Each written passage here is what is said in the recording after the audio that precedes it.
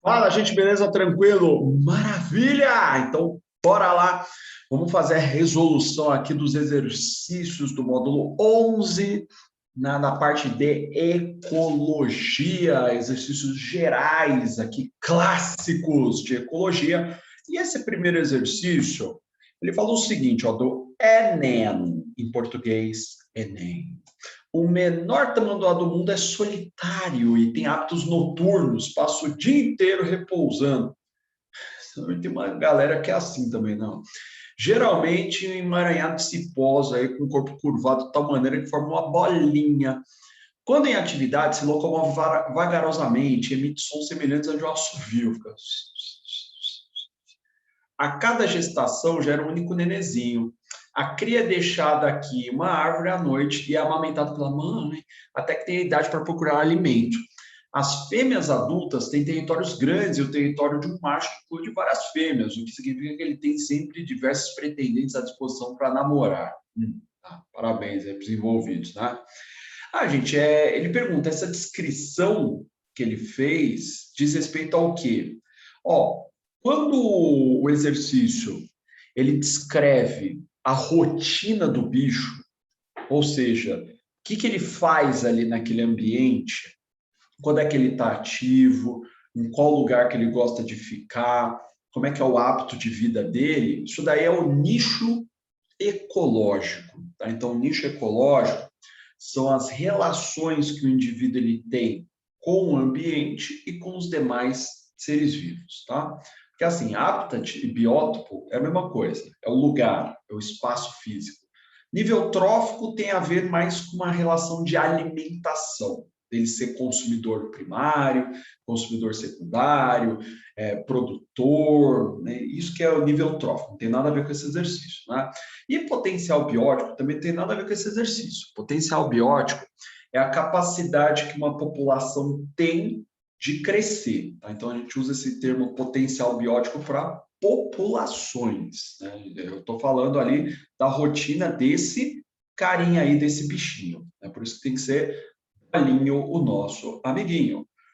2. Um agricultor desprezando as orientações de um tecnólogo em agronegócio resolveu aplicar um pesticida em alta concentração em sua plantação, com a intenção de eliminar aqui totalmente uma população de gafanhotos. Tá bom, né? Então ele vai aqui, ó, eliminar os gafanhotos dessa história. Então vou colocar aqui, ó, né? Ele fez isso aqui, beleza? Que vinham atacando sua lavoura. Considere que outras espécies também ocorrem nessa região e que essas interagem de acordo com a teia apresentada. Gente, então, acho que é fácil, né, de sacar o quê? Se você simplesmente meter o louco e tirar todos os gafanhotos, vai influenciar no resto aqui da nossa história? É lógico que vai. Lógico que vai. Então, pensa da seguinte maneira, ó, só para a gente já começar a ir treinando um pouco a cabeça. Se diminuir a quantidade de gafanhoto, o que acontece com a aranha? Diminui, porque a aranha se alimenta do gafanhoto. Então, isso daí vai influenciar também lá no passarinho, que som é esse? Não é? Vai influenciar também no sapo, porque o sapo também come gafanhoto. Né? Se diminui a quantidade de gafanhoto, espera-se que a quantidade de plantas venha aumentar. Né? Num primeiro momento ali, ela vem aumentar. Só que se aumenta a quantidade de planta, o que acontece com a quantidade de roedor? Aumenta também, né? Então você vê que, nossa, vai mexer em tudo aí nessa teia alimentar. Então aqui, ó, vamos tirando as besteiras, né?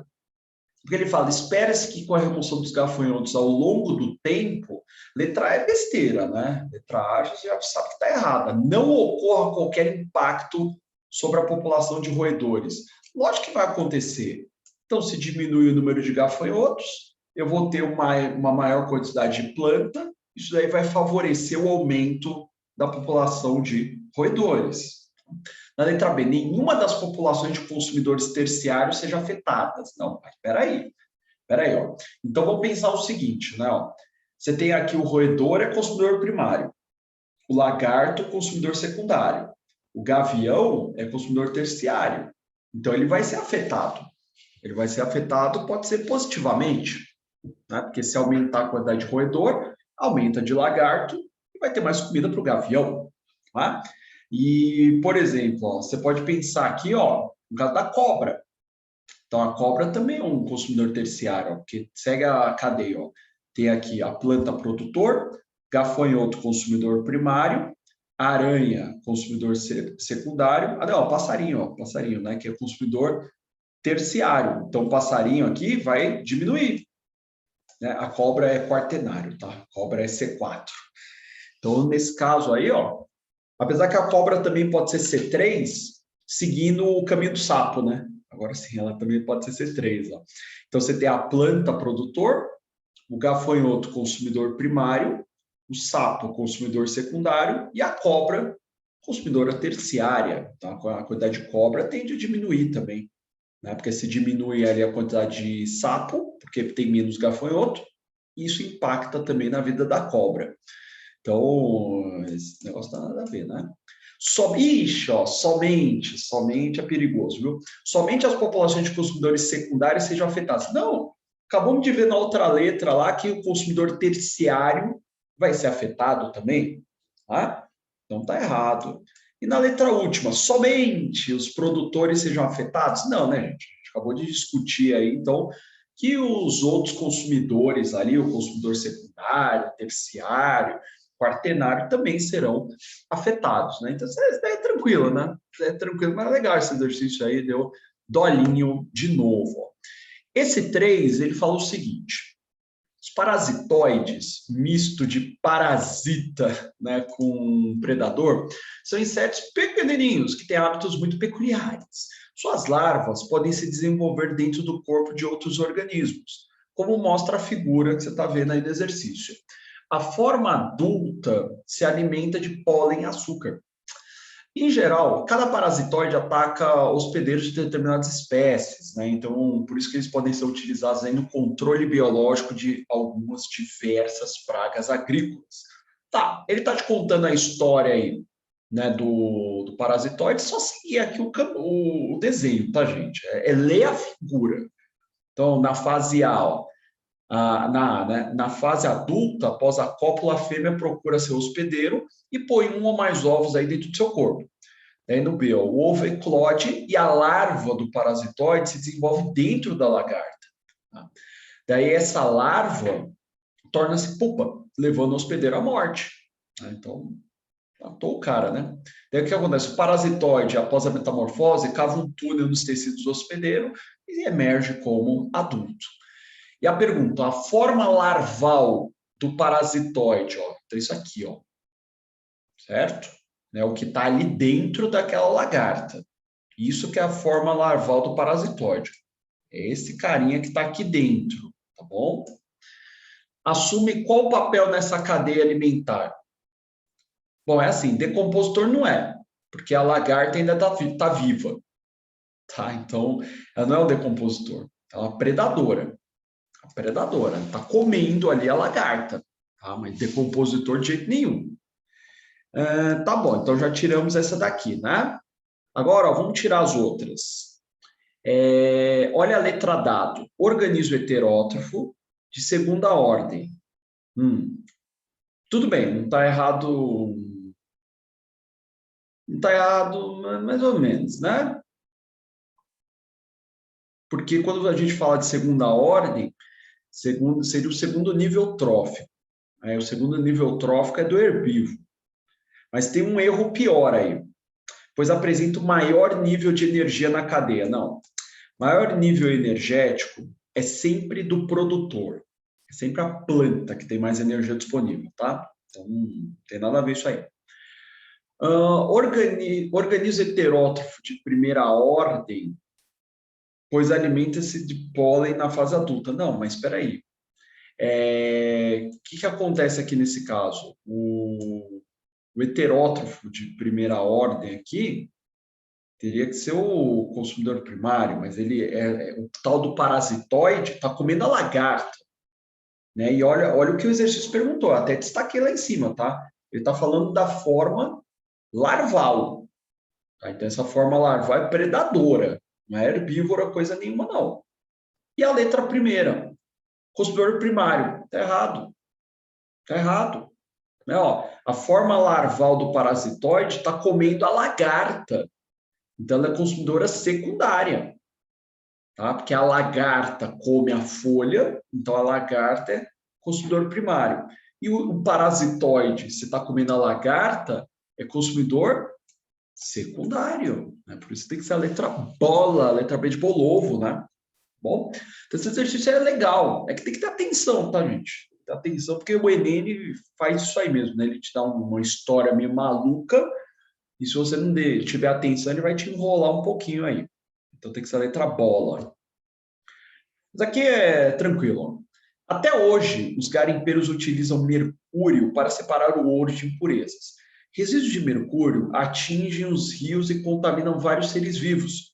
O gráfico ilustra a concentração de mercúrio em alguns seres vivos aqui, em uma determinada cadeia alimentar encontrada no ecossistema. Tá bom, né? Então você tem aqui essa situação.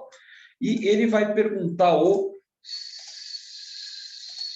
seguinte: de acordo com os dados obtidos do gráfico, pode-se inferir uma cadeia alimentar. Qual seria a sequência correta dos seres vivos que compõem essa cadeia? Como é que você chegou à conclusão? Ó, você tem que lembrar o seguinte, que o mercúrio, ele vai ser um metal que ele tende a se acumular nos tecidos biológicos. Tá? Então, ele tem um efeito cumulativo. Então, quando você ingere mercúrio, ele não vai ser metabolizado pelo seu organismo, ele tende a ficar armazenado aí no seu corpo, né? Então, quando a gente pensa numa cadeia alimentar, pensando nessa ideia do efeito cumulativo, tem um negócio que é clássico. Lá no produtor, eu vou ter uma baixíssima quantidade desse metal pesado, tá? Só que no consumidor primário, eu vou ter um pouquinho mais. No consumidor secundário, eu vou ter mais ainda. No terciário, eu vou ter mais ainda e assim por diante. Então, normalmente, o cara que está no final da cadeia alimentar é que vai ter bastante desse metal pesado acumulado nos tecidos. Por isso que se chama efeito cumulativo ou magnificação trófica, né? Que vai aumentando a concentração ali do composto, né, tóxico, né, do composto ali que não é degradado pelo ser vivo, lá no final da cadeia. Então, ó, o fitoplâncton, aqui você já tinha que saber que é produtor, né? Porque fitoplâncton automaticamente sempre é produtor.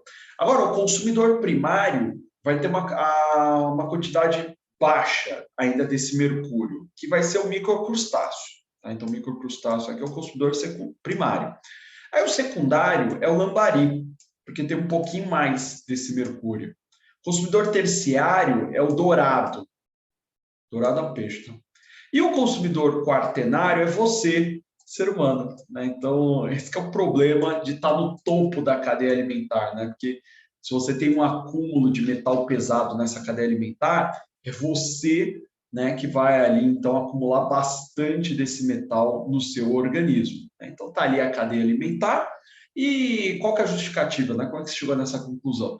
Devido ao efeito cumulativo que observa-se com mercúrio nas cadeias alimentares, ou seja, temos uma bioacumulação de mercúrio, na qual o produtor ele vai ter a menor quantidade desse metal, né? E você apresenta, então, uma sequência crescente, né? Do menor para o maior. E quem está lá no final da cadeia é que tem aí a maior quantidade desse metal nos tecidos. Isso é fácil, né? Isso é fácil, mas é uma questão que de vez em sempre aparece. Agora essa daqui, ó, fala assim, produtividade é o termo dado à capacidade que alguns seres vivos têm de converter a energia luminosa assimilada na fotossíntese em biomassa. Considere as informações a seguir sobre os fluxos de energia e matéria. Tá bom. Então você tem ali produtividade primária bruta e produtividade primária líquida. Qual que é a diferença? Pense no salário. Tá? Então você tem o salário bruto e o salário líquido. Acho que fica mais fácil pensar assim, tá? Então, o salário bruto seria o total, né, do que você vai receber, só que sem os descontos. Né? Isso é importante. Então, a gente tem os descontos. Então, o que efetivamente cai ali na sua conta é o líquido, né? Porque seria o bruto menos os descontos. Tudo bem. Mas quem que seriam esses descontos aqui para a gente na ecologia? O consumo, a respiração. A respiração. Então, pensa que a produtividade primária bruta é a taxa de fotossíntese, né? O quanto de glicose que foi produzido ali pela plantinha, pelo produtor. E a respiração seria o gasto, né? Seria o consumo. Então, o que sobra no final dessa história é a produtividade primária líquida, tá bom? Então, acho que com esses conceitos a gente consegue matar o exercício, porque ele quer saber o que está certo aqui, né? O que está certo, ó. Então, a primeira está certa, tá? A produtividade bruta corresponde à quantidade total de energia luminosa convertida em biomassa pelo ser vivo, ou seja, fotossíntese, né? A taxa de fotossíntese. A segunda é besteira, que ele fala assim: a produtividade primária líquida corresponde à energia que estará disponível ao nível trófico seguinte, somada à energia derivada da fotossíntese. Não, peraí, gente. Não é somada a fotossíntese. Aqui vai ser menos a respiração, tá? Então não é soma, é desconto. Então vai ser a energia que está disponível ali, sim, né, para o nível trófico seguinte, mas porque você já tirou, né, o desconto, você já tirou ali a respiração. E essa terceira está correta, né? Então, o produtor pode ser indivíduo que faz fotossíntese, que é produção de matéria orgânica utilizando energia luminosa, ou quimiossíntese, né? Quimiosintetizante. Então, a quimiossíntese também é produção de comida, também é produção de matéria orgânica. Só que eu vou utilizar o quê? A energia química liberada por reações químicas. Né? Então, por isso que se chama quimiossíntese, porque existem reações químicas que liberam energia. E essa energia pode ser utilizada ali para a formação de matéria orgânica. Então, tem que ser a letra O lá, a letra B. Ó. Agora, essa 6 é de pirâmide. E aqui tem um macete, tá, gente? Aqui tem um macete. Então, esses exercícios de pirâmides, às vezes você pode ficar em dúvida entre uma ou outra pirâmide, mas sempre vai ter ali um fatality, né? Um macete. Da ideia é a gente achar esse macete. Ó. Considere a notícia sobre o controle biológico de pragas adotados pela Prefeitura de Paris. Um beijo, pessoal de Paris, está assistindo a gente agora aqui. E as pirâmides ecológicas apresentadas logo a seguir. Para combater parasitas que têm consumido a vegetação de Paris, a prefeitura distribuiu aos moradores 40 mil larvas de Little Joanas, né, de joaninhas, predador natural desses organismos, que podem substituir os pesticidas, para fazer um controle biológico aqui desse caso. Né? E ele fala, ó, pirâmide de biomassa, pirâmide de energia e a barra que representa as joaninhas. Ó, pirâmide de energia é sempre assim. É sempre assim. Tá? Ela não muda nunca. Então, esse que é o grande fatality aqui de vários exercícios. Sempre quando aparecer pirâmide de energia, comemora, tá, gente? Porque o que acontece? O produtor, que é o número 1, tem a maior quantidade de energia disponível. Só que essa energia, ela é decrescente, ela diminui, tá? Decrescente é diminuir. Ela diminui ao longo de uma cadeia alimentar. Então, o produtor tem muita energia. Só que o consumidor primário vai ter um pouco menor, vai ter um pouco menos, desculpa, um pouco menos. O consumidor secundário vai ter menos ainda. O terciário vai ter menos ainda. O quaternário vai ter menos ainda. Então, pirâmide de energia sempre tem o formato de pirâmide, né? Ou seja, formato triangular. A base é maior e vai diminuindo até chegar ali na pontinha. Beleza, né? Beleza aqui. Então, acho que aqui eu já estou quase matando o exercício, né? Porque eu já posso tirar aqui tudo que não tem a ver aqui, ó, com 2 na segunda opção da alternativa. Tá. Só que ele pergunta a barra que representa a joaninha. Bom, a joaninha é uma predadora, né? Porque ele fala ali no texto, né? É um predador natural desses organismos aí.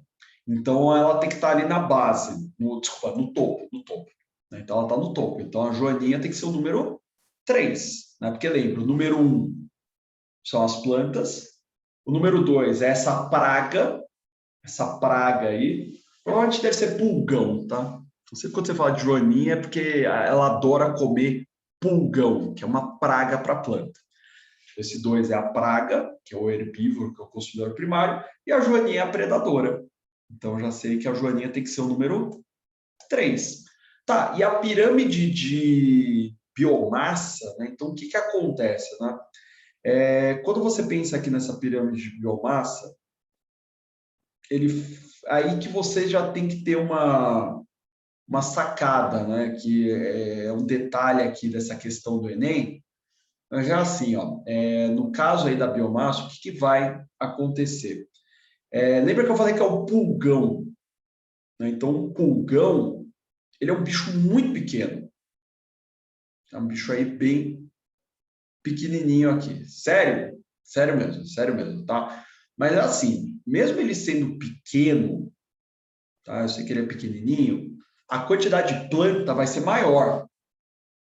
Né? A massa, tipo, a massa também, né? Se você pegar ali numa balança e colocar na balança, o peso das plantas vai ser maior do que o peso, a massa do pulgão, que vai ser maior do que a massa da joaninha.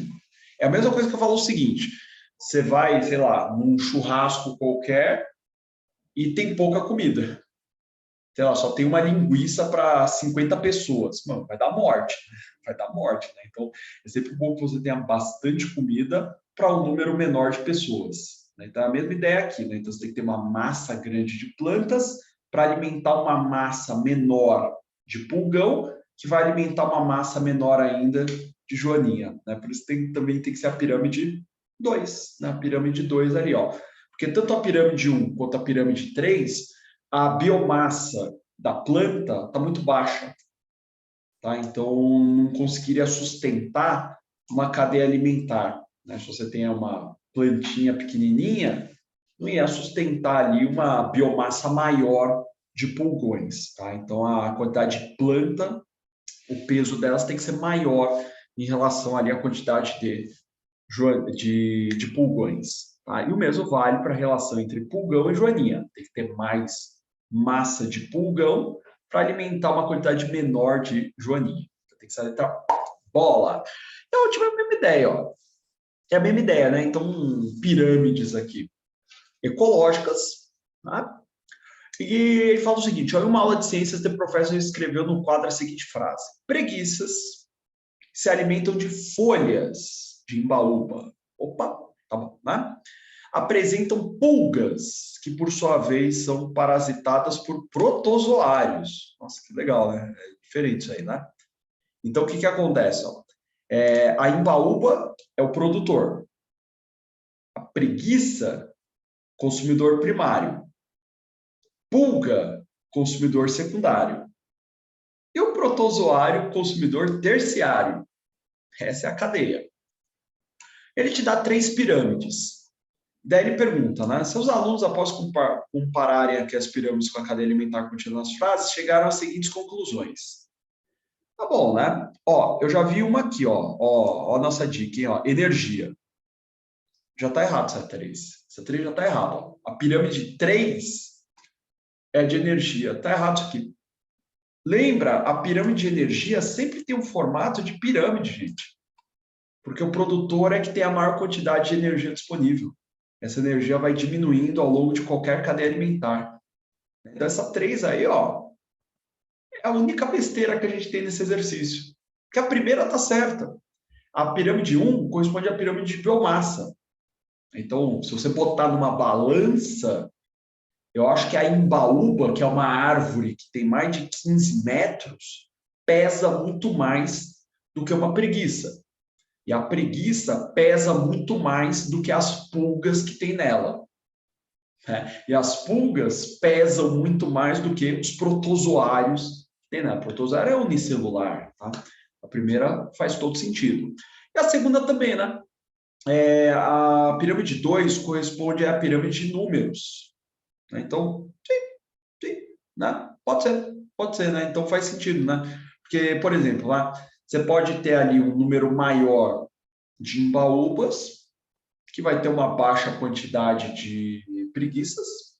Não tá errado, não, porque normalmente é isso daí que acontece, tá? tem umas 10 baúbas para uma preguiça, para 2 preguiças ali. Só que em cada preguiça, que é o verdinho, tem uma porrada de pulga. A quantidade de pulga é muito grande por preguiça.